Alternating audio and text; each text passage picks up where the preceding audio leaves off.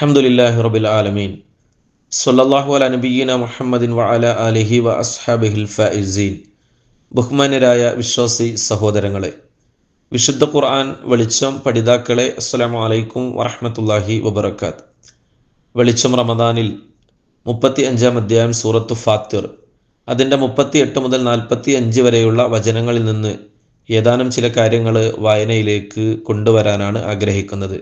നേരത്തെയുള്ള സംസാരത്തിൽ സ്വർഗ നരക പ്രതിഫലങ്ങളുടെ സൗന്ദര്യവും അതിൻ്റെ ഗാംഭീര്യവും വിശദീകരിച്ചതിന് ശേഷം ഏതാനും ചില കാര്യങ്ങളെ കൂടി അള്ളാഹു സുബ്ഹാനഹു വ തആല ഓർമ്മപ്പെടുത്തുകയാണ് തുടർന്ന് വരുന്ന വചനങ്ങളിലൂടെ ചെയ്യുന്നത്.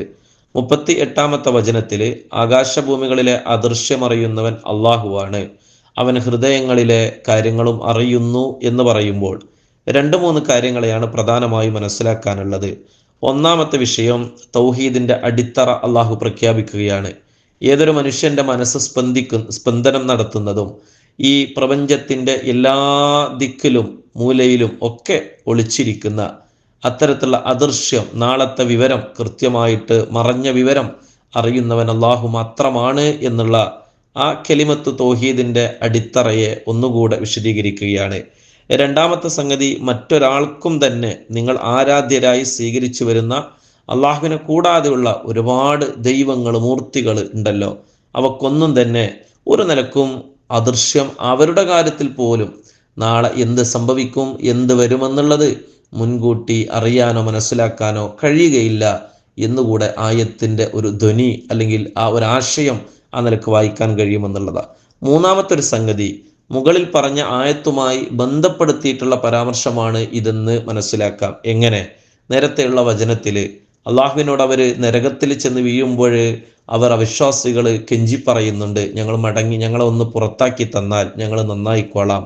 അതിനെ പറ്റിയിട്ടാണ് റബ്ബ് പറയുന്നത്, അലീമും ബിദാത്തി സുദൂർ, ഹൃദയങ്ങളിലുള്ള റബ്ബിനറിയാം നിങ്ങൾ എത്രമാത്രം വാക്കുപാലിക്കുന്നവരാണെന്നുള്ളത്. നന്നാവാനാണ് നിങ്ങൾ ആഗ്രഹിച്ചിരുന്നെങ്കിൽ അതിനുള്ള സമയവും കാര്യവും ഒക്കെ നേരത്തെ തന്നതല്ലായിരുന്നോ? അള്ളാഹുവിൻ്റെ നിഅമത്തുകളും നിങ്ങൾക്ക് നൽകിയിട്ടില്ലായിരുന്നോ? എന്നിട്ട് എന്തേ നിങ്ങൾ നന്നാവാഞ്ഞത്? ഇനി ഇപ്പോഴുള്ള ഈ വർത്തമാനം, അതും കലിമത്തുൻ ഹുവ ഖായിലുഹ, വെറുതെ ഒരു സംസാരം, രക്ഷപ്പെടാനുള്ള ഒരു പോംവഴി മാത്രമാണ്. അല്ലാതെ നന്നാവാനോ ആ വാക്ക് പാലിക്കാനുള്ള തൻ്റെ ഇടമോ ആ നിലക്കുള്ള പൂർത്തീകരണ സ്വഭാവമൊന്നുമല്ല ഈ മനുഷ്യരിലുള്ളത് എന്നതാണ്. അതുകൊണ്ട് അള്ളാഹു നിങ്ങൾക്ക് വേണ്ടതുപോലെ കാലവും സമയവും ഒക്കെ നോക്കി തന്നെയാണ് തന്നിട്ടുള്ളത്. നിങ്ങൾക്ക് ഇനിയും ആയുസ് കൂട്ടി തന്നിരുന്നെങ്കിൽ നിങ്ങൾ കൂടുതൽ കേടുകളിലേക്ക്, തിന്മകളിലേക്ക് പോകും. നിങ്ങളെ മടക്കി തന്നിരുന്നെങ്കിലും നിങ്ങളുടെ വാക്കുകളെ ലംഘിച്ച് നിങ്ങൾ ഭൗതിക ജീവിതത്തിൻ്റെ സുഖങ്ങളിൽ അപ്രകാരം തന്നെ നേരത്തെ പോലെ നിങ്ങൾ ഉള്ളതുപോലെ കഴിഞ്ഞുകൂടും എന്നൊക്കെയാണ് അള്ളാഹു പറഞ്ഞതിൻ്റെ മറ്റൊരാശയം, അങ്ങനെയുള്ള ഒരു ധ്വനി എന്നുള്ളതാണ്. 39-ാമത്തെ സൂക്തത്തിലേക്ക് വരുമ്പോൾ അള്ളാഹു സുബ്ഹാനഹു വ തആല പറയുന്നു മനുഷ്യനെ പറ്റിയിട്ട്, അവനാരാണ്? അവനൊരു പ്രതിനിധിയാണ്. ഭൂമിയിൽ നന്മകൾ പ്രസരിക്കാനും അത് പ്രചരിക്കാനുമൊക്കെ തിന്മകളെ ഇല്ലായ്മ ചെയ്യാനും പ്രവർത്തിക്കേണ്ട ഒരു പ്രതിനിധിയാണ് മനുഷ്യൻ എന്ന് പറയുന്നു. പ്രവാചകന്മാരൊക്കെ അങ്ങനെയായിരുന്നു. ആദ്യത്തെ മനുഷ്യനെ അതിനു വേണ്ടിയാണ് അള്ളാഹു നിയോഗിച്ചിട്ടുള്ളത്. ആ നിയോഗത്തിൻ്റെ ഉത്തരവാദിത്തം എന്ന നിലക്കാണ് പിന്മുറക്കാരായിട്ട് ഓരോ പ്രവാചകന്മാരെയും അള്ളാഹു അയച്ചിട്ടുള്ളത്. മാത്രമല്ല ഓരോ മനുഷ്യനും ആ നിലക്കുള്ള പ്രതിനിധിയായി തന്നെ ഭൂമിയിൽ ജീവിക്കേണ്ടവനാണ്. അതാണ് എന്തിനവൻ ഭൂമിയിൽ വന്നു എന്ന ചോദ്യത്തിനുള്ള ഏറ്റവും കൃത്യമായിട്ടുള്ള ഉത്തരം.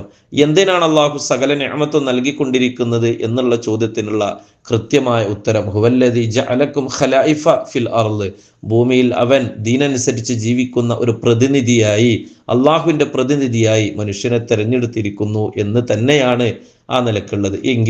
എന്നാൽ ആർ അതിനെ നിഷേധിക്കുന്നുവോ, ആർ ഉത്തരവാദിത്വം നിർവഹിക്കാതെ മാറി നിൽക്കുന്നുവോ, നിഷേധാത്മകമായ ജീവിതം നയിക്കുന്നുവോ, അപ്പോഴാണ് ഫഅലൈഹി ഫമൻ കഫറ, ആ നിഷേധം, അവൻ്റെ കുഫർ അവൻ്റെ മേലുണ്ടാവും. അങ്ങനെ പറഞ്ഞാൽ അതിനവൻ അനുഭവിക്കേണ്ടി വരും എന്നാണ്. ഇനി സത്യനിഷേധികൾക്ക് അല്ലാഹു അവരുടെ കുഫറിനെ വർദ്ധിപ്പിച്ചു കൊടുക്കുകയല്ലാതെ മറ്റൊന്നും ചെയ്യുകയില്ല. അങ്ങനെ പറയുമ്പോൾ, ഒന്ന്, അവർ നിഷേധിച്ച് ഓരോ ദിവസം മുന്നോട്ട് പോകുമ്പോൾ അവരുടെ മനസ്സ് കഠിനമാവുകയാണല്ലോ, നിലപാടൊന്നുകൂടെ കടുക്കുകയാണല്ലോ. അതുമൂലം ദൈവിക കോപവും അവരുടെ മേൽ അത് വർദ്ധിച്ചു കൊണ്ടിരിക്കുന്നു. ഇല്ല മഖ്ത, അള്ളാഹുവിൻ്റെ വെറുപ്പും ദേഷ്യവും കോപവും ഒക്കെ അവരുടെ മേല് ആ നിലക്ക് വർധനവല്ലാതെ മറ്റൊന്നും സംഭവിക്കുന്നില്ല. രണ്ടാമത്തെ കാര്യം, അവർ ചെയ്യുന്ന നന്മകൾ പോലും അവരിൽ നിന്ന് സ്വീകാര്യമല്ല. വിശ്വാസം വേണം, പ്രമാണം വേണം, ഇഖ്ലാസ് വേണം. ഇതൊന്നും ഇല്ലാതെ അള്ളാഹു നന്മകൾ സ്വീകരിക്കില്ലല്ലോ. അങ്ങനെയെങ്കിൽ നന്മകളെ സ്വീകരിക്കുന്നവനായ റബ്ബിന് അവരോടുള്ള വെറുപ്പ്, അതായത് പ്രമാണമില്ലാതെ ഇഖ്ലാസ് ഇല്ലാതെ വിശ്വാസം തൊട്ട് തീണ്ടാതെ അവർ ചെയ്യുന്ന എന്തൊരു നന്മകളിലും അള്ളാഹുവിന് വെറുപ്പ് മാത്രമാണ് ഉണ്ടാവുക എന്നുള്ളതാണ്. അതുകൊണ്ട് ലക്ഷ്യം എന്തെന്നറിയണം, സത്യം ഏതെന്ന് തിരിച്ചറിയണം, പ്രമാണത്തിന്റെ പിന്നിലായി കാര്യങ്ങൾ ചെയ്യണം എന്നുള്ളത് കൂടെ നമ്മളിവിടെ മനസ്സിലാക്കേണ്ടതുണ്ട്. ഇനി ആ വചനത്തിന്റെ അവസാന ഭാഗം അള്ളാഹു സൂചിപ്പിക്കുന്നത് നഷ്ടമല്ലാതെ മറ്റൊന്നും അവർക്ക് വർദ്ധിക്കുകയില്ല, അല്ലെങ്കിൽ അള്ളാഹു വർദ്ധിപ്പിക്കുകയില്ല എന്നുള്ളതാണ്. നന്മകളെ പ്രതിനിധീകരിച്ച് ജീവിക്കേണ്ടവൻ തിന്മകളിൽ മൃഗതുല്യനായി ജീവിക്കുമ്പോൾ അവൻ്റെ ഭൗതിക ജീവിതത്തിൽ സമാധാനമില്ല, സന്തോഷമില്ല എന്ന് മാത്രമല്ല, മനസ്സിൻ്റെ ഒരു വിശാലത, ഐശ്വര്യം, ഉള്ളതിൽ തൃപ്തി പോലുമില്ലാതെ ജീവിക്കുന്ന ഒരവസ്ഥ. തീർന്നില്ല, നിഷേധത്തിന്റെ ആയുസ് അവൻ എത്ര ദൈർഘ്യമുണ്ടോ അത്രയും വമ്പിച്ച നഷ്ടമാണ്, പരലോക ശിക്ഷയാണ് അവൻ്റെ കുഫ്ർ കാരണം അവനെത്തിപ്പെടാനുള്ളത്. ഭൗതിക ജീവിതത്തിലും അവന് ഒരു സുഖസമാധാനമില്ലാതെ, പാരത്രിക ജീവിതത്തിലും അത് കാരണം അവന് ഏറ്റവും വലിയ നഷ്ടമാണ് വരാനിരിക്കുന്നത് എന്നുള്ളതാണ്. കൂടുതൽ അവസരം കിട്ടിയവൻ കൂടുതൽ മറുപടി പറയേണ്ടി വരിക എന്നുള്ളത് സ്വാഭാവികമാണല്ലോ.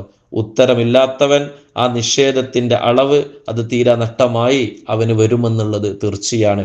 ഒരു കഫറിനെ സംബന്ധിച്ച്, ഒരു കുഫറിന്റെ ആളെ സംബന്ധിച്ച് ആയുസ് കൂടുതൽ നീട്ടിക്കിട്ടുക എന്നുള്ളത് അവന്റെ നഷ്ടത്തെ ഒന്നുകൂടെ വർദ്ധിപ്പിക്കുക മാത്രമാണ് ചെയ്യുന്നത് എന്ന് നമ്മൾ മനസ്സിലാക്കുക.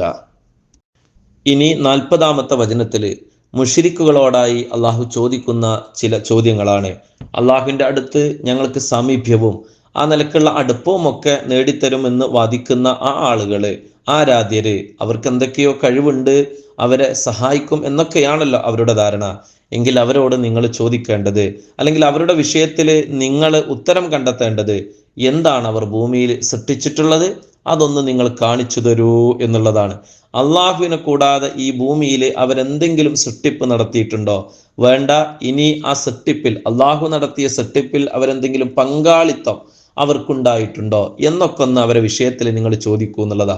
അവരെന്തെങ്കിലും ചെറുതെങ്കിലും ഒരു ഈച്ചയെ എങ്കിലും സൃഷ്ടിച്ചിട്ടുള്ളത്, ഒരു കാരക്ക കുരുവിന്റെ പാടയെങ്കിലും സൃഷ്ടിച്ചിട്ടുണ്ടെങ്കിൽ അതൊന്ന് കാണിച്ചു തരണം.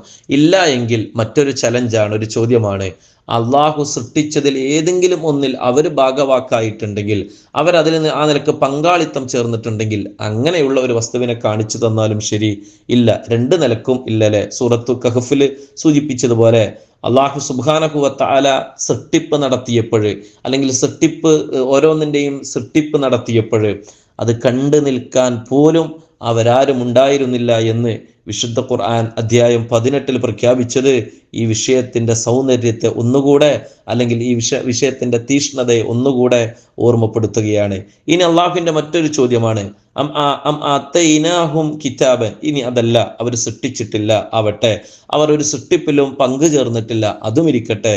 ഇനി അതൊന്നും ഇല്ലെങ്കിലും ഈ നിലക്ക് ഇതൊന്നും ഇല്ലെങ്കിലും ഈ നിലക്ക് വിളിച്ചു പ്രാർത്ഥിക്കാൻ, അള്ളാഹുവിനെ കൂടാതെ വിളിച്ച് പ്രാർത്ഥിക്കാൻ വല്ല പ്രമാണങ്ങളും ഇവർക്ക് എന്തെങ്കിലുമൊക്കെ പ്രവാചകന്മാർ മുഖേന വല്ല തെളിവും ഏതെങ്കിലും കിതാബൊക്കെ മുഖേന ഒരു വഹീന്റെ അരക്കഷ്ണമെങ്കിലും ഇവർക്ക് വന്നിട്ടുണ്ടോ എന്നുള്ളതാണ്. തെളിവിന്റെ അടിസ്ഥാനത്തിലാണോ അവരെ നിങ്ങൾ ആരാധ്യന്മാരായി സ്വീകരിച്ചിട്ടുള്ളത് എന്ന ചോദ്യമാണ് അള്ളാഹു സുബ്ഹാനഹു വ തആല ഉന്നയിക്കുന്നത്. ശരിക്ക് ഇതൊക്കെയല്ലേ അള്ളാഹുവിനെ കൂടാതെ, അല്ലെങ്കിൽ അള്ളാഹു പറഞ്ഞതിനപ്പുറം ഒരു കാര്യം നമ്മൾ ചെയ്യുമ്പോൾ സ്വാഭാവികമായി സാമാന്യമായി പരിഗണിക്കേണ്ടത് അവർക്ക് എന്തെങ്കിലും കഴിവുണ്ടോ സ്വമേധയാ, ആർക്കെങ്കിലും അള്ളാഹുവിൻ്റെ ഇത്തരത്തിലുള്ള സൃഷ്ടിപ്പിൽ അവർ പങ്കെടുത്തിട്ടുണ്ടോ എന്നുള്ളെങ്കിലും ഒന്നുമല്ല.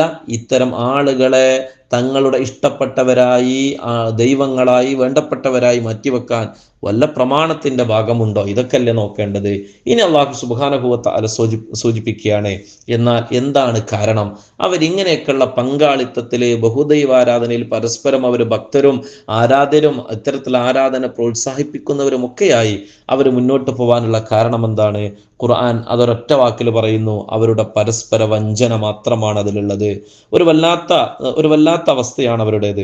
ആരാധ്യരായ ആളുകളിലേക്ക് ക്ഷണിക്കുന്നവരും ആ ക്ഷണം സ്വീകരിച്ച് ഭക്തനായി അങ്ങനെ തീരുന്ന ആളുകളുമൊക്കെ പരസ്പരം വാഗ്ദാനം ചെയ്യുന്നത് കള്ളത്തരമാണ്, വഞ്ചനയാണ്, അസത്യത്തെയാണ് എന്നുള്ളതാ. തൻ്റെ സകല അന്ധവിശ്വാസങ്ങളും പാരമ്പര്യങ്ങളും അനുകരണങ്ങളും ഒക്കെ തോന്നിയവാസങ്ങളും ഒക്കെ തനിക്ക് അനുവദിച്ചു തരുന്ന ഒരു ആരാധ്യരെ വേണമെന്ന് ഏതൊരു ഭക്തനും ആഗ്രഹിക്കുന്നു. തൻ്റെ വയറ്റിപ്പിഴപ്പിന് വേണ്ടി ഐഹിക കാര്യങ്ങൾ ബുദ്ധിമുട്ടില്ലാതെ നടക്കാനും കച്ചവടം നടത്തുന്ന ഒരു വിശ്വാസത്തൊക്കെ വിലക്ക് വാങ്ങാനും തനിക്ക് അടിമകളായി അനുയായികളായി എന്തൊന്ന് പറഞ്ഞാലും തൊണ്ട തൊടാതെ വിഴുങ്ങുന്ന ആൾക്കൂട്ടങ്ങൾ ആഗ്രഹിക്കുന്നവരാണ് ഇത്തരത്തിലുള്ള അന്ധവിശ്വാസ അല്ലെങ്കിൽ അനാചാര പ്രവണതകൾക്കൊക്കെ ഒരു ചുക്കാൻ പിടിക്കുന്ന ആളുകളെ. സ്വാഭാവികമായി ഈ മേലാളന്മാർ ആഗ്രഹിക്കുന്നതെന്തോ അത് ഭക്തരിൽ നിന്ന് അവർക്ക് നേടിയെടുക്കാൻ കഴിയുന്നു. ഭക്തരായ ആളുകൾ എന്താണ് ആഗ്രഹിക്കുന്നത് ആ നിലക്കുള്ള കാര്യങ്ങൾ ഈ ആൾദൈവങ്ങളായ ആളുകൾ അവർക്ക് അനുവദിച്ചു നൽകുകയും അല്ലെങ്കിൽ ഇത്തരത്തിലുള്ള ദൈവിക ശക്തികളിൽ നിന്ന് അവർ പ്രതീക്ഷിക്കുകയും ഒക്കെ ചെയ്യുന്നു. അങ്ങനെ ഇരുകൂട്ടരും പരസ്പരം സംതൃപ്തിയോടെ അന്ധവിശ്വാസത്തിലും അനാചാരങ്ങളിലും ഒക്കെയായി അവർ മുഴുകി അങ്ങനെ മുന്നോട്ട് പോകുന്നു എന്നുള്ളതാണ്. യഥാർത്ഥത്തിൽ സംഭവിക്കുന്നത് എന്താ?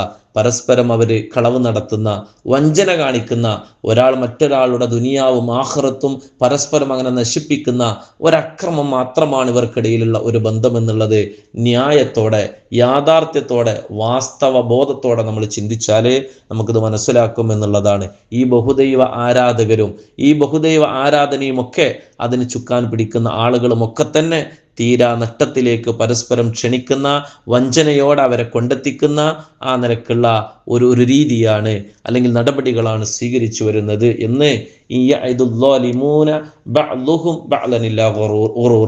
എന്ന വാക്കുകൊണ്ട്, ആ വാചകം കൊണ്ട് അള്ളാഹു സുബ്ഹാനഹു വ തആല ബോധ്യപ്പെടുത്തുകയാണ്. 41-ാമത്തെ വചനത്തിലേക്ക് വരുമ്പോൾ ആകാശഭൂമികളുടെ സൃഷ്ടിപ്പിൽ അവർക്ക് പങ്കില്ല എന്ന് നേരത്തെ പരാമർശിച്ചുവല്ലോ.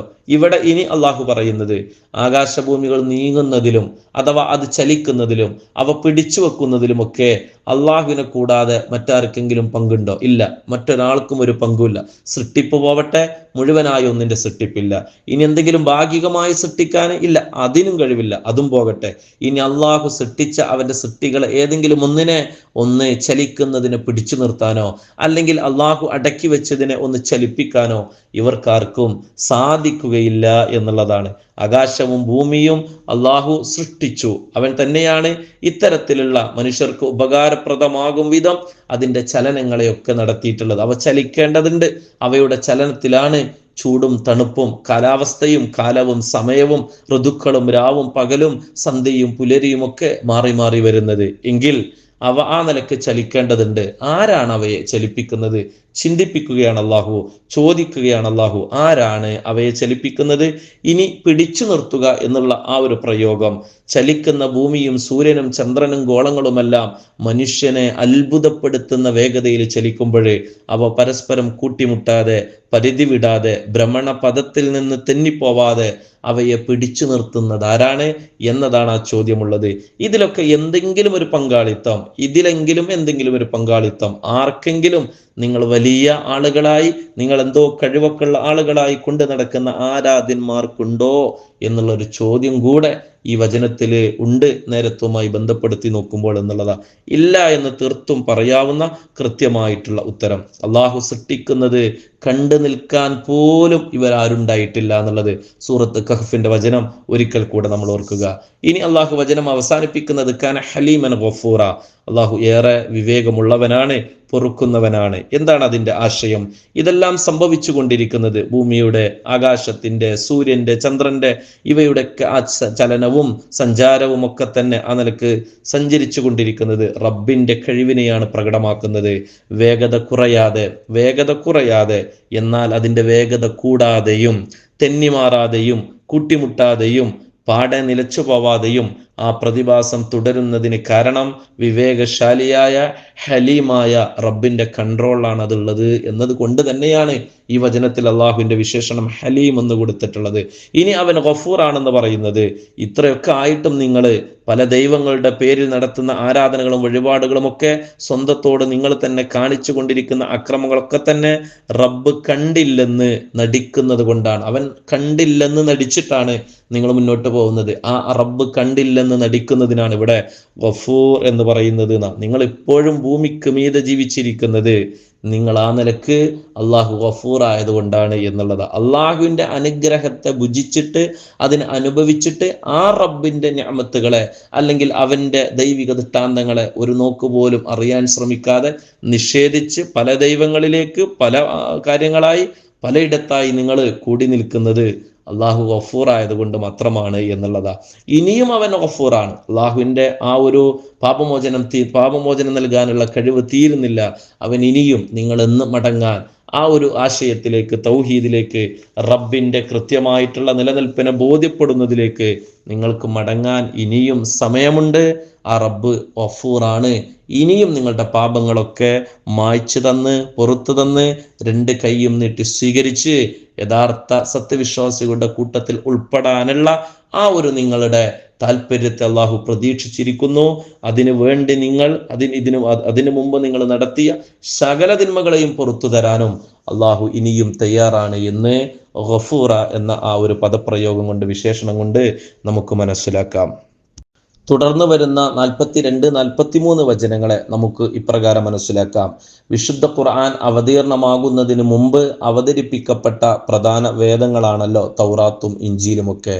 ആ ആളുകള്, ആ ഗ്രന്ഥത്തിന്റെ ആളുകളാവട്ടെ പരസ്പരം ഭിന്നിച്ചും വഴക്കിലുമൊക്കെയാണ് അവരുടെ വേദങ്ങളുടെ കാര്യത്തിൽ തന്നെ അവർ സംസാരിക്കുകയും മുന്നോട്ട് പോവുകയും ഒക്കെ ചെയ്തിരുന്നത്. ഈ അവസരത്തിൽ അറബികളായ ആളുകളെ സത്യം ചെയ്തുകൊണ്ട് അവർ പലപ്പോഴും പറയുമായിരുന്നു, ഞങ്ങൾ അവരെ പോലെയല്ല, ഞങ്ങൾ തോറയുടെ അല്ലെങ്കിൽ ഇഞ്ചീലിന്റെ ആളുകളെ പോലെയല്ല, ഞങ്ങൾക്ക് ഒരു ദൂതൻ ഞങ്ങളിൽ നിന്ന് തന്നെ വന്നിരുന്നെങ്കിൽ ഞങ്ങൾ ഏതൊരു സമൂഹത്തെക്കാളും സന്മാർഗത്തിലെ അല്ലെങ്കിൽ ആ പ്രവാചകനെ പിന്തുടരുന്ന കാര്യത്തില് ഞങ്ങൾ മുൻപന്തിയിൽ നിലകൊള്ളുമായിരുന്നു എന്ന് അവർ സത്യം ചെയ്ത് പറയുമായിരുന്നു. വഅഖ്സമു ബില്ലാഹി ജഹ്ദ ഐമാനിഹിം എന്നതുകൊണ്ട് അതാണ് ഉദ്ദേശിക്കുന്നത്.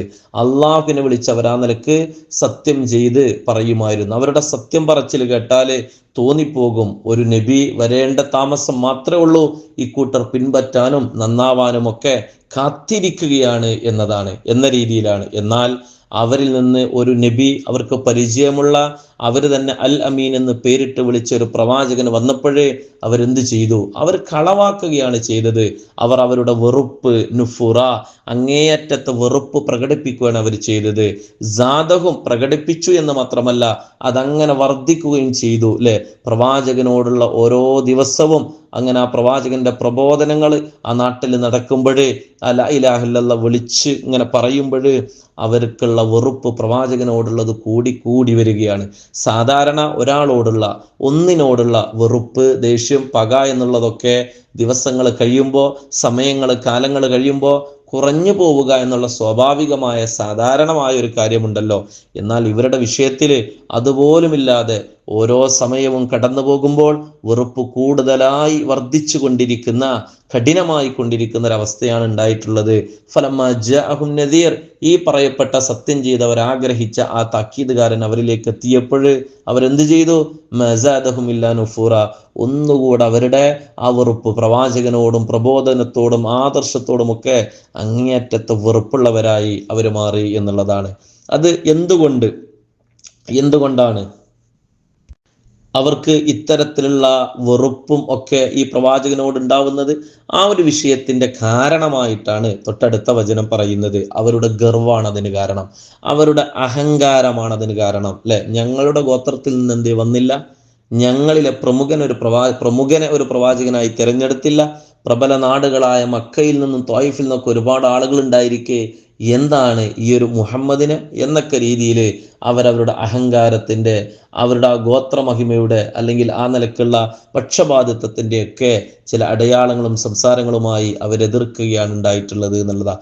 എന്നിട്ട് അവരെന്ത് ചെയ്തു? എതിർത്തു എന്ന് മാത്രമല്ല, അവർ കുതന്ത്രങ്ങൾ പ്രയോഗിച്ചു എന്നുള്ളതാണ്. അതായത് നമ്മൾ മനസ്സിലാക്കേണ്ടത്, അവർ സ്വയം അംഗീകരിക്കാതെ മാറി നിൽക്കൽ മാത്രമല്ല, മാറി നിന്നെങ്കിൽ അത് ഇത്ര വലിയ ഗൗരവമല്ല. പക്ഷെ അവർ ആ പ്രബോധനത്തെ തടയിടാൻ, ആളുകളെ അകറ്റാൻ, നബിയിൽ വിശ്വസിച്ചവരെ പിന്തിരിപ്പിക്കാൻ അവർ രാപ്പകലുകൾ വിശ്രമമില്ലാതെ അവർ പണിയെടുത്തു. അവർ സ്വയം അവിശ്വസിച്ച് മാറി നിൽക്കുന്നതിന് പകരം അതിലവർ നിർത്തിയില്ല. കൂടാതെ അവർ ദുഷിച്ച തന്ത്രങ്ങൾ പ്രയോഗിച്ചു. പ്രവാചകന്റെ കൂടെയുള്ള ആൾക്കൂട്ടത്തെ ഭിന്നിപ്പിക്കാൻ, ഇവരിൽ നിന്നൊരാൾ ആ ആദർശത്തെ, ആ ഹക്കിന്റെ പിന്നാലെ അല്ലെങ്കിൽ ആ സത്യത്തെ പുൽകുന്നത് തടയാൻ, ഇങ്ങനെയൊക്കെയുള്ള ഒരു നീചമായി, അതെന്ത് നീചത്തരം ചെയ്തിട്ടായിരുന്നാലും മടി കാണിക്കാത്ത ഒരു സമൂഹമായി അവർ മാറിയത് കൊണ്ടാണ് അവരുടെ തന്ത്രങ്ങളെ മക്റുസയ്യ് എന്ന് വിശുദ്ധ ഖുർആൻ ഇവിടെ സൂചിപ്പിച്ചിട്ടുള്ളത്. എന്നാൽ അതുകൊണ്ട് തന്നെ അവർ കൊല്ലാൻ മടിച്ചിട്ടില്ല, ഉപദ്രവിക്കാൻ മടിച്ചിട്ടില്ല, ഭ്രഷ്ട് കൽപ്പിക്കാൻ അവർക്ക് മടിയുണ്ടായിട്ടില്ല. അവരുടെ സ്വത്തുക്കളെ, ജീവനുകളെ, സമ്പത്തുകളെ അപഹരിച്ചെടുക്കാൻ അവർക്ക് മടിയുണ്ടായിട്ടില്ല. ഇതൊക്കെ അവരുടെ കുതന്ത്രത്തിന്റെ ഫലാന്നുള്ളതാണ്. അതുകൊണ്ട് തന്നെ മക്ക മുശ്രിക്കുകളുടെ കുതന്ത്രം അല്ലാഹു സുബ്ഹാനഹു വ തആല പറയാ, അതൊരിക്കലും തന്നെ ഇല്ലാ ബി അഹ്ലിഹി, അതിന്റെ ആളുകളിലേക്ക് തിരിച്ചടിക്കുക എന്നല്ലാതെ മറ്റൊന്നും ആ വിഷയത്തിൽ വരാനില്ല എന്നുള്ളതാ. മക്ക മുശ്രിക്കുകളുടെ കുതന്ത്രം കൊണ്ട് ഇസ്ലാം ഒരിക്കലും ഇല്ലാതെയാകുന്നില്ല. അത് നഷ്ടപ്പെട്ടു പോകാനോ അതിൻ്റെ പ്രഭ മങ്ങിപ്പോവാനോ അതിൻ്റെ ആ പ്രബോധനത്തിൻ്റെ ഉത്തരവാദിത്വം പ്രവാചകനിൽ നിന്ന് അവസാനിക്കാനോ ഇല്ല, ഒന്നുമില്ല. മറിച്ച് അവരുടെ കുതന്ത്രം കൊണ്ട് എന്ത് വരാനുണ്ട്? അത് അവർക്ക് തന്നെ തിരിഞ്ഞു കുത്തുന്ന, അവർക്കെതിരെ തന്നെ നടപടികളായി വരുന്ന ഒരവസ്ഥ ഉണ്ട് എന്നല്ലാതെ മറിച്ചൊന്നും ഇസ്ലാമിന് പോറലേൽക്കാൻ അവരുടെ കുതന്ത്രം കൊണ്ടൊന്നും കഴിയുകയില്ല. അള്ളാഹു അവന്റെ പ്രകാശത്തെ പൂർത്തീകരിക്കുന്നു. അവരതാ അള്ളാഹുവിന്റെ പ്രകാശത്തെ കെടുത്താൻ ലിയുത്ഫിഉനൂർ, അള്ളാഹ് ഊതിക്കൊണ്ടിരിക്കുന്ന കെടുത്താനുള്ള പണിയുമായിട്ട്, കുതന്ത്രങ്ങളായിട്ട് അവർ കടന്നു പോകുന്നു എന്നുള്ളതാ. ആ കുതന്ത്രങ്ങൾ പിന്നീട് എന്ത് സംഭവിച്ചു? അത് അവരിലേക്ക് തന്നെ തിരിഞ്ഞടിച്ചു എന്നുള്ളതാ. നോക്കൂ നിങ്ങൾ, അതാണ് അവരെക്കാൾ എത്രയോ ശക്തി കുറഞ്ഞ ബദറിന്റെ പോരാട്ടത്തിൽ നടന്ന യുദ്ധത്തില് അവരൊന്നുമല്ലാതെയായി പരാജയപ്പെട്ടു പോയത്. പകരം ചോദിക്കാൻ വന്ന ഉഹദില് 3000-ഓളം ആളുകളെ നിലംപരിശാക്കിയിട്ട് അവസാനത്തെ തീരാ നഷ്ടവും അവർക്ക് തന്നെ സംഭവിച്ചു. ശേഷം വരുന്ന പ്രതികാരത്തിന്റെ 10,000 ആളുകളുമായി അഹ്സാബിന്റെ ഖന്തക്കിന്റെ മണ്ണിലേക്ക് അവർ വന്നപ്പോഴേ അവരെ അതിന്റെ 7 അയലത്തേക്ക് പോലും അടുപ്പിക്കാത്ത രീതിയിൽ അവിടുന്ന് അല്ലാഹു സുബ്ഹാനഹു വ തആല ആട്ടിയോടിച്ചു വിടുന്ന രംഗം. ഹിന്ദു പോലുള്ള ആളുകള് മക്കയിലെ വിഗ്രഹങ്ങളെ കയ്യിലെടുത്തിട്ട് അതങ്ങനെ എറിഞ്ഞുടച്ചിട്ട് തച്ചുടച്ചിട്ട് പരസ്പരം നിങ്ങൾക്ക് നിങ്ങളെ തന്നെ സഹായിക്കാനാവാത്തവരെന്ന് അവരെ വളരെ ഒരു ദുർബലതയോടെ അല്ലെങ്കിൽ അവരുടെ കഴിവുകേടിനെ ഓർമ്മപ്പെടുത്തിക്കൊണ്ട് വിഗ്രഹങ്ങളെ തച്ച് തകർക്കുന്ന, അടിച്ച് തരിപ്പണമാക്കുന്ന രംഗങ്ങള് ചരിത്രം സാക്ഷിയായി. ഹുദൈബിയ സന്ധി അവർക്ക് തിരിച്ചടിയായി. മാത്രമല്ല അവരുടെ എല്ലാമായ അല്ലെങ്കിൽ ഖുറൈശികളെ മക്കക്കാരാക്കിയ, ഖുറൈശികളാക്കിയ, നാട്ടിലെ പ്രമാണിമാരാക്കിയ ആ കഅബ, അതിൻ്റെ താക്കോല്, ആ മക്ക, അതിൻ്റെ വിജയം അത് മുസ്ലിമീങ്ങളിൽ എത്തുകയും ചെയ്തു. എന്താ? നിങ്ങളുടെ കുതന്ത്രം ഇല്ലാ ബി അഹ്ലിഹി, അത് നിങ്ങൾക്ക് തിരിച്ചടിക്കുകയല്ലാതെ മറ്റൊന്നുമില്ല എന്ന് അള്ളാഹുവിൻ്റെ വിശുദ്ധ ഖുർആൻ ഇവിടെ ഓർമ്മപ്പെടുത്തിയത് എത്ര സത്യമാണ്. എന്നിട്ട് അള്ളാഹു അങ്ങനെ തന്നെയല്ലേ സംഭവിക്കുള്ളൂ. ഫഹൽ യൻദുറൂന ഇല്ലാ സുന്നത്തൽ അവ്വലീൻ, നിങ്ങൾ മുൻഗാമികളെ നിങ്ങൾ നോക്കിയാൽ നിങ്ങൾക്കറിയാം കുതന്ത്രങ്ങൾ സ്വന്തത്തിന് തന്നെ തിരിച്ചടി എതിരായി വരുമോ എന്നുള്ളത്. വെറുതെ പറഞ്ഞതല്ല. സദൂമിനെ നിങ്ങൾ നോക്കുക, സമൂദിനെ നിങ്ങൾ നോക്കുക, ആദിനെ നിങ്ങൾ പഠിക്കുക, ഫിറഔനെ നിങ്ങൾ വായിക്കുക, നിങ്ങൾക്കറിയാം അതങ്ങനെ തന്നെയാണ് എന്നുള്ളത്. ഇനി അള്ളാഹു പറയുന്നു, അള്ളാഹുവിൻ്റെ നടപടി അത് മാറ്റൂല, ഒരു ഭേദഗതിക്കും അള്ളാഹു ആ നിലക്കുള്ള ഭേദഗതികൾ വരുത്തുകയുമില്ല എന്ന്. അതായത് കുതന്ത്രം പ്രയോഗിച്ചവനെ ഇവിടെയായാലും പരലോകത്തായാലും എങ്ങനെ നേരിടണമെന്ന് റബ്ബിനൊരു രീതിയുണ്ട്. ആ രീതിയിൽ മാറ്റമില്ല. ശിക്ഷിക്കേണ്ടവരെ എങ്ങനെ ശിക്ഷിക്കണോ, എപ്പോൾ ശിക്ഷിക്കണോ എന്നത് റബ്ബിന് കൃത്യമായിട്ടറിയാം. അവൻ അതിൽ ഒരു മാറ്റവും തന്നെ വരുത്തുകയില്ല എന്നുള്ള ആ ഒരു കൃത്യമായിട്ടുള്ള പരാമർശമാണ് ആയത്തപ്രകാരം അള്ളാഹു അവസാനിപ്പിച്ചതിൻ്റെ പൊരുൾ. 44-ാമത്തെ വചനത്തിലേക്ക് വരുമ്പോഴേ അള്ളാഹു പറയുന്നു, മുൻകാലക്കാരെ കുതന്ത്രം പറ്റിയ ആളുകളെ അള്ളാഹു എന്തു ചെയ്തു അല്ലെ? കുതന്ത്രം നടത്തിയ ആളുകളെ എന്ത് ചെയ്തു അള്ളാഹു എന്നറിയാൻ അവരൊന്ന് ഭൂമിയിലൂടെ സഞ്ചരിക്കുന്നില്ലേ? ഇവരെക്കാൾ ശക്തരായ ആളുകളെ അള്ളാഹു എന്ത് ചെയ്തു കളഞ്ഞു? അല്ലെ, എന്താണ് അവർക്ക് വന്നുപെട്ടത്, ആരും ഞങ്ങളെ കീഴടക്കുകയില്ല എന്നൊക്കെ വലിയ വർത്തമാനം പറഞ്ഞ ആളുകള് വെള്ളത്തിലും മണ്ണിലും പാറയിലും ചെളിയിലും കനലിലുമൊക്കെയായി ജീവിതം ഒരു നേരം കൊണ്ട്, നിമിഷങ്ങളെ കൊണ്ട് അവസാനിപ്പിക്കേണ്ടി വന്നവരല്ലേ അവര്. അതുകൊണ്ട് നിങ്ങൾ അവലം യസ്സിറു, നിങ്ങളൊന്ന് സഞ്ചരിച്ചു നോക്കൂ, നിങ്ങൾക്ക് കാണാം നിങ്ങളെക്കാൾ ഊക്കന്മാരാണ് ആ മണ്ണിലെ ഒന്നുമല്ലാത്തവരായി, ആ മണൽത്തരിയേക്കാൾ ദുർബലരായി അവശേഷിക്കുന്നവരായി, അടയാളം അതുപോലും ഇല്ലാത്തവരായി അള്ളാഹു സുബ്ഹാനഹു വ തആല അവരെ നശിപ്പിച്ചിട്ടുള്ളത് എന്നുള്ളതാ. അതുകൊണ്ട് തിരിച്ചറിയുക നിങ്ങളെ, ആകാശഭൂമികളിൽ അള്ളാഹുവിനെ പരാജയപ്പെടുത്താൻ ആരുമില്ല ട്ടോ. വമാകാന അല്ലാഹു ലിയഅ്ജിസഹു എന്നുള്ള പ്രയോഗം അങ്ങനെയാണ്, ആരുമില്ല. ആകാശവും ഭൂമിയും അവൻ്റെതാണ്. അതുകൊണ്ടാണ് അള്ളാഹു ഇത്ര കൃത്യമായി പറയുന്നത്. ആകാശവും ഭൂമിയും അവൻ്റെതാണെങ്കിൽ അള്ളാഹു ഉറപ്പിച്ചു പറയുന്നു, ആകാശഭൂമികളിൽ ഒരാൺകുട്ടിയുമില്ല അള്ളാഹുവിനെ പരാജയപ്പെടുത്താൻ എന്നുള്ളതാണ്.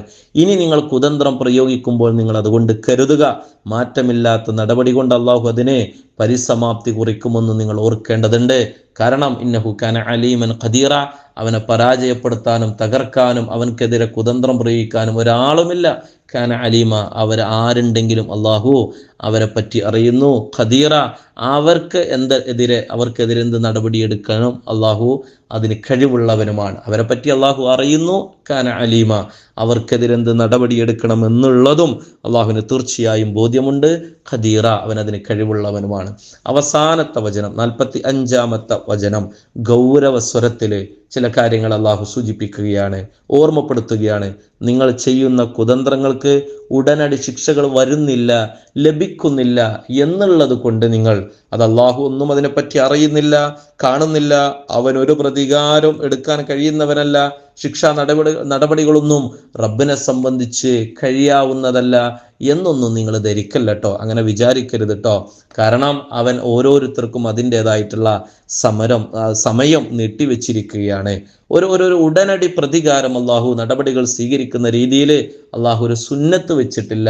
അവന്റെ നടപടിക്രമങ്ങൾ എല്ലാറ്റിനും ഇല അജലി മുസമ്മ, ഒരു കാലതാമസം നൽകുക എന്നുള്ളത് അള്ളാഹു സ്വീകരിച്ചിട്ടുള്ള ഒരു നടപടിയാണ്. അതുകൊണ്ടാണ് നിങ്ങൾക്കൊക്കെ അല്പം ഓരോ തന്ത്രങ്ങൾ പ്രയോഗിച്ച് അള്ളാഹുവിൻ്റെ ദീനിനെ പരാജയപ്പെടുത്താനുള്ള കുതന്ത്രങ്ങളുമായി നെട്ടോട്ടങ്ങളുമായി നിങ്ങൾ നടക്കുമ്പോഴൊക്കെ നിങ്ങൾക്കൊന്നും സംഭവിക്കാത്തത്, ഉടനടി നിങ്ങൾക്ക് അതിൻ്റെതായിട്ടുള്ള നടപടികൾ നേരിടേണ്ടാത്തത് ഈ നിലക്കായതുകൊണ്ടാണ്. ഇനി എങ്ങാനും അള്ളാഹു സുബ്ഹാനഹു വ തആല ഉടനടി നടപടി എടുത്തിരുന്നുവെങ്കിൽ വലയുആഖിദുള്ള, അതാണ് ആയത്തിന്റെ ആദ്യം പറയുന്നത്, അവൻ ഈ ഭൂമി ലോകത്ത് മനുഷ്യർ ചെയ്തു കൂട്ടുന്ന പ്രവർത്തനങ്ങൾക്ക് എങ്ങാനും ഉടനടി നിമിഷ നേരം കൊണ്ട് നടപടിയെടുത്തിരുന്നെങ്കിൽ ഒരാൾ പോലും മനുഷ്യനായി ഈ ഭൂമി ലോകത്ത് ജീവിക്കാൻ യോഗ്യനായി ഉണ്ടാവുമായിരുന്നില്ല എന്നുള്ളതാണ്. അതാണ് അള്ളാഹുവിന്റെ ഖുർആൻ, മാതറക്ക അല അല്ലാഹി മിൻ ദാബ, ഒരു ജന്തു പോലും ഈ ഭൂമി ലോകത്ത് അതിൻ്റെ മുകളിൽ ലൊഹറ, അതിൻ്റെ മുകൾ പരപ്പിൽ ജീവിക്കാൻ അവകാശപ്പെട്ടവനായി ഒരാൾ ഉണ്ടാവുമായിരുന്നില്ല എന്ന് അള്ളാഹു സൂചിപ്പിക്കുന്നുണ്ട്. അപ്പോൾ സമയമെത്തുമ്പോൾ അള്ളാഹു സുബ്ഹാനഹു വ തആല നടപടിയെടുക്കുന്നത് വരെ നീട്ടിവെക്കുന്നത് നിങ്ങളുടെ കുതന്ത്രങ്ങൾക്കുള്ള ഒരു ലൈസൻസായി, ഒരു അനുവാദമായി നിങ്ങൾ കാണേണ്ടതില്ല. മറിച്ച് കുതന്ത്രങ്ങളെ മാറ്റിവെച്ച് നന്നാവാനുള്ള സാവകാശമാണെന്ന് നിങ്ങൾ അറിയുക.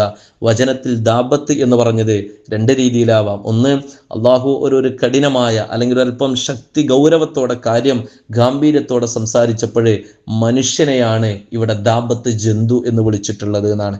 ജന്തുക്കളിൽ മനുഷ്യൻ പെടുമെങ്കിലും സാധാരണ മനുഷ്യൻ എന്ന് പ്രയോഗിക്കുന്നതിന് പകരം ദബ, അവൻ ജന്തുവാണ്, ഒരു ജന്തു പോലും ഉണ്ടാവുകയില്ല എന്ന് അവനെ ഉദ്ദേശിച്ചു പറഞ്ഞു എന്ന രീതിയിലാണ്. രണ്ടാമത്തെ സംഗതി, അവിടെ ജന്തു എന്ന് പ്രയോഗിച്ചിട്ട് ഒരു മനുഷ്യൻ പോയിട്ട് ഒരു ജന്തു പോലും ഉണ്ടാവുകയില്ല. ഭൂമി ലോകത്ത് അള്ളാഹുവിൻ്റെ ശിക്ഷാ നടപടികൾ ഉടനടി വന്നിരുന്നെങ്കിൽ മനുഷ്യനല്ല, ഒരു ചെറിയ ജീവി പോലും ഉണ്ടാവുമായിരുന്നില്ല. അത്രക്ക് കഠിനമായി അള്ളാഹുവിൻ്റെ ശിക്ഷ ഉടനടി വരുമായിരുന്നു. പക്ഷെ അള്ളാഹു അങ്ങനെ അപ്രകാരം ഒരു നടപടിയിലേക്ക് കടന്നു വന്നിട്ടില്ല, കടന്നു വരുന്നവനുമല്ല. കാരണം അവന്റെ നടപടി പ്രത്യേകമായ ചില രീതികളിലൂടെയാണ് കടന്നു പോകുന്നത്. അവസാനം പറയുന്നു, ഇനി നടപടിയെടുക്കേണ്ട സമയമെത്തിയാൽ അത് അള്ളാഹു ഏതൊരാളെ വിഷയത്തിൽ എപ്രകാരം നടപടിയെടുക്കണമെന്ന് അവൻ അറിയാം. ആരൊക്കെയാണ് അവശേഷിപ്പിക്കേണ്ടത്, ആരൊക്കെയാണ് വിട്ടുകളയേണ്ടത്, ആർക്കാണ് ഏത് രീതിയിലാണ് ശിക്ഷ നൽകേണ്ടത് എന്നൊക്കെ ഉള്ളത് റബ്ബിന് കൃത്യമായി ബഷീറ, അവൻ അറിയാം. കാരണം അവൻ്റെ ഓരോ അടിമയുടെയും പ്രവർത്തനങ്ങൾ അവൻ നോക്കി കാണുന്നുണ്ട് എന്നതാണ് ഈ വചനത്തിൻ്റെ അവസാന ഭാഗം ഇപ്രകാരം പരാമർശിച്ചതിൽ ഒരാശയമായി മനസ്സിലാക്കാൻ സാധിക്കുന്നത്. അള്ളാഹു ആലം. സൂറത്ത് ഫാത്തിർ വളരെ വളരെ ലാഘവത്തോടെ, ഏറ്റവും നല്ല രീതിയിൽ, ലാളിത്യത്തോടെ അതിൻ്റെ ആശയങ്ങളെ പറഞ്ഞു തരുന്ന ഒരു രീതി നമുക്ക് ബോധ്യപ്പെടാൻ കഴിയുന്നുണ്ട്, മനസ്സിലാക്കാൻ കഴിയുന്നുണ്ട്. കാര്യങ്ങളെ പഠിക്കുക, അള്ളാഹുവിൻ്റെ ഖുർആനിനോട് അടുക്കുക, സത്യവിശ്വാസം കൈക്കൊള്ളുക, സത്യനിഷേധത്തെ മാറ്റി നിർത്തുക. അള്ളാഹു അനുഗ്രഹിക്കട്ടെ. അനിൽ അൽഹംദുലില്ലാഹി റബ്ബിൽ ആലമീൻ. അസ്സലാമു അലൈക്കും വറഹ്മത്തുള്ളാഹി വബറകാതുഹു.